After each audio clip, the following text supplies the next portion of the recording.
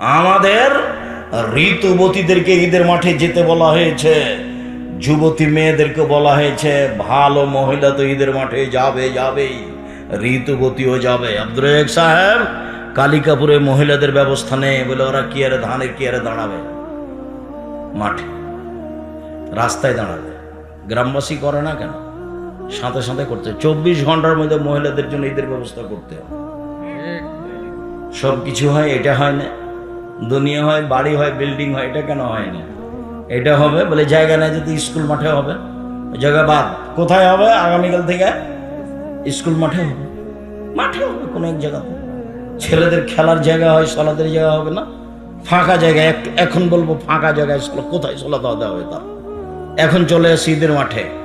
এইবার ঋতুবতী মহিলারা ঈদের মাঠে যাবে, ভালো মহিলা তো যাবেই।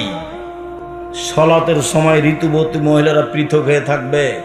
ইয়াসাদনা জামাতাল মুসলিমিনা দাওয়াতাহুম, তারা মুসলমানদের তাকবীরে দুয়াতে শরীক হবে এবং বক্তব্য শুনবে। ইকাব্বিরনা মান নাস, ঋতুবতী হায়জলা মহিলারা বলবে লাব্বাইক আল্লাহুম্মা লাব্বাইক, লাব্বাইক লা শারীকা লাক লাব্বাইক। মহিলারা বলবে আল্লাহু আকবার, আল্লাহু আকবার, লা ইলাহা ইল্লাল্লাহ, আল্লাহু আকবার, আল্লাহু আকবার ওয়া লিল্লাহিল হামদ। ঋতুবতী হায়জলা মহিলারা বলবে আল্লাহু আকবার, আল্লাহু আকবার, লা ইলাহা ইল্লাল্লাহ, আল্লাহু আকবার, আল্লাহু আকবার ওয়া লিল্লাহিল হামদ। তো তাহলে মধ্যখানে কথা বলেনি, এখন মহিলার হজ তো ওর তো ঋতু হয়ে গেছে, তাহলে ওও বলবে লাব্বাইক আল্লাহুম্মা লাব্বাইক, লাব্বাইক লা শারীকা লাক লাব্বাইক, ইন্নাল হামদা ওয়া নি'মাতা লাক লা শারীকা লাক। ঋতু অবস্থায় কোনো মহিলা কাবা ঘর তওয়াফ করতে পাবে না, এটা বন্ধ থাকবে। সালাত তালবিয়া চলবে। ঋতুবতী মহিলার হজ করতে গিয়ে ঋতু শুরু হয়ে গেলে, হাই শুরু হয়ে গেলে কাবা ঘর তওয়াফ করা নিষেধ, সালাত আদায় করা নিষেধ। এই দুটা কাজ বন্ধ। বাকি কোরআন মাজিদ পড়বে, হাজিরা যা করে তাই। কোরআন মাজিদ ধরে পড়বে হায়জলা মহিলা। কেন? হাজিরা ধরে পড়ছে। আল্লাহ রাসূল বলছেন ইসলাম আয়াসুল হজ, আয়েশা কার্য কেন? বলে এই যে আপনারা তো উমরা নিয়ে যাবেন, হজ নিয়ে যাবেন, আমার এখন হাইজ হয়েছে, আমার তো উমরা হলো না, আমি এখন কি করি? তাই আমি কাজ। আর এগুলো তো আদমের মেয়েদের উপরে ফরজ করা হয়েছে, তুমি চিন্তা করো কেন? হ্যাঁ, ইসলাম আয়াসুল হজ, হাজিরা যা করে তুমি তাই করো। তুমি কাবা ঘর তওয়াফ করবে না আর সালাত আদায় করবে না, বাস হাজিরা যা করে তাই করো। হাজিরা বলে লাব্বাইক, তুমিও বলো লাব্বাইক। হাজিরা বলে সুবহানাল্লাহ, তুমিও বলো সুবহানাল্লাহ। হাজিরা কোরআন তেলাওয়াত করো, তুমিও কোরআন তেলাওয়াত করো, যা আছে সবই করো, শুধু দুইটা কি বলেন তো? দুইটা কি? এক সালাত আর তওয়াফ, এটা করতে পারবে না। ঋতুবতী মহিলার ঈদের মাঠে যাবেই। একজন মহিলা বলল আল্লাহর রাসূল এহদারা লাইসা লাহা জিলবাব, আমাদের অনেকের মহিলাদের না কারো কারো চাদর নাই, তো কি গায়ে দিয়ে যাবে? দেখছেন চাদর লাগবে। উপস্থিত বৈঠকের মুসলিম বোন, আপনিও ভাবে এসছেন কেন? ছোট ব্লাউজ পরে দেবরের মোটরসাইকেলে এসছেন আপনি? ছি ছি ছি ছি, দেবরকে ওভাবে ভালোবাসছেন কেন? দেবর আপনার দেবর, তাকে মূল্যায়ন করতে হবে, এই কথাই ঠিক। কিন্তু ভালোবাসা দিয়ে আদর করে কথা বলে মজাক করে তাকে সম্মান করতে হবে, এ কথা ঠিক নয়। আমাদেরও বাড়িতে আছে পুরুষ নারী, একজন আর একজনকে জানে না। আমার একটাই ছোট ভাই মুস্তফা কামাল, একটাই, আমরা দুই ভাই। এখন পর্যন্ত মুস্তফা কামাল জানে না যে ওর ভাবি কেমন, অথচ ও আমাদের বাড়িতে আছে, থাকছে, খাচ্ছে। ওই কিছুদিন থেকে একটু কমেছে, এই অল্প কদিন থেকে, 2, 4, 5, 7 বছর থেকে হতে পারে। সম্মানিত দিনী ভাই বোন, ওটা ব্যক্তিগত ব্যাপার। যখন মানুষ নিজ স্বাধীনতা, নিজের মান সম্মান বিবেচনা করে কোনো মহিলা, তখন সে পথঘাট বের করে নেয়। কোনো মহিলা যখন নিজের পর্দাকে নিজে রক্ষা করব মনে করে, তখন কি করে নেয়? পথঘাট বের করে নেয়। কিছু কঠিন হতে পারে, হয় স্বাভাবিক। সম্মানিত দিনী ভাই বোন, কোথায় আছি এবার? ঈদের মাঠে। ঈদের মাঠে এবার চলেন, ঈদের মাঠে যাই। ইখরাজ রাসূলুল্লাহ সাল্লাল্লাহু আলাইহি ওয়াসাল্লাম ইলাল মুসাল্লা তুহমালুল আনাজা, একটা লাঠি সাথে নিয়ে যাওয়া হতো। ফানসে বাবাইনা ইয়াদাইহি, লাঠিটা সূত্রা হিসাবে গেড়ে দেওয়া হতো। ফাইসাল্লি আলাইহা, আল্লাহ রাসূল সে লাঠির দিকে মুখ করে সালাত আদায় করতেন। ওয়ানা যালিকা লা ফাদা ফিহা আইস্তাতার বিহি, লাঠি গাড়া হতো কেন?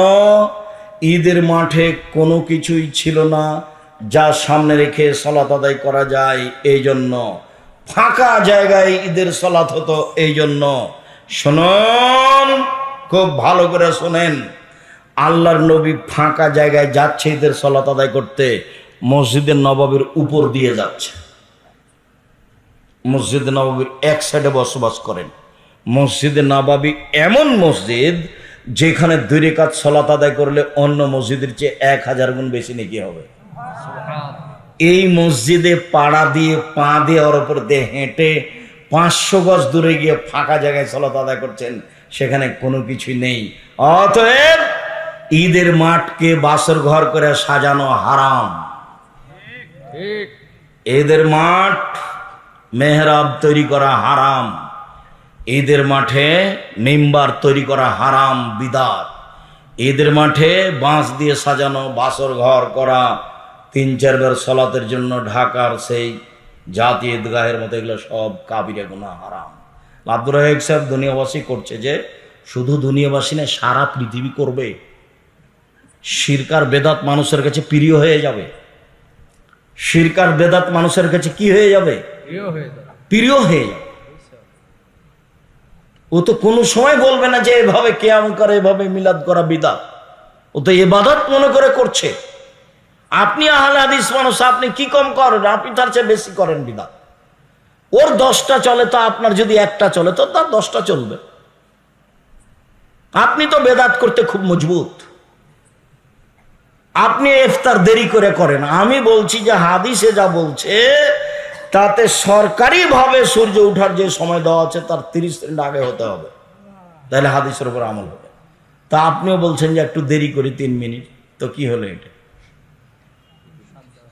আপনি রমজান মাসে একবারে ডাকছেন, আপনারা একবারে আস্ত আহলে হাদিসের মসজিদে বলছে আপনারা উঠেন, সাহারি খান, আর 20 মিনিট আছে, 5 মিনিট আছে। এত মাতাব্বরি পেলেন কোথায়? কে বললো আপনাকে এগুলো? হ্যাঁ, কেউ আপনাকে কিছু বলে না? আপনার হুঁশ হয় না? ওই সময় আপনি চিল্লান তো কেউ তো তারাবি পড়ে। আমি তো জামাতে তারাবি পড়ি না। আমি তো ওই রাত্রি 10টায় বা 11টায় বা 12টায় বা 1টায় উঠে সালাত শুরু করেছি। আমি তো আজান, ফজর আজান পর্যন্ত সালাত আদায় করবো। তা আপনি যে চিল্লাচ্ছেন যে এখন 3টা বাজে আপনারা উঠেন, তারপর মাঝে মধ্যে কোরআন মাজিদ পড়ছেন, গাজাল পড়ছেন, তা আপনার গাজালের কারণে তো আমি ইবাদত করতে পারছি না। আপনি একটা আস্ত বেদাতি বদ মানুষ। আপনি বলছেন যে আমি ভালো দেখাচ্ছি, ওই ভালো রসুল দেখাননি, সাহাবী দেখানোর প্রয়োজন নাই, দিলে আজান দিতে হবে, না হলে কিছু না। আগেকার আমার মা চাচিরা কি দেখে ভাত রান্না করতো? 3 তারা, 7 তারা, 3 তারা, এই যে সেটা করব।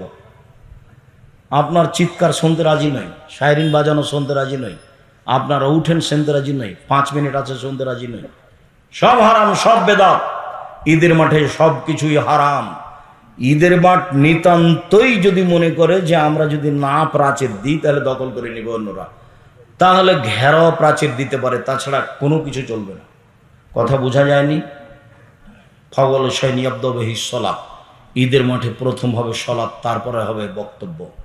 আগে বক্তব্য হবে না, আগে বক্তব্য হবে না, আগে কেউ কিছু বলতে করতে পাবে না।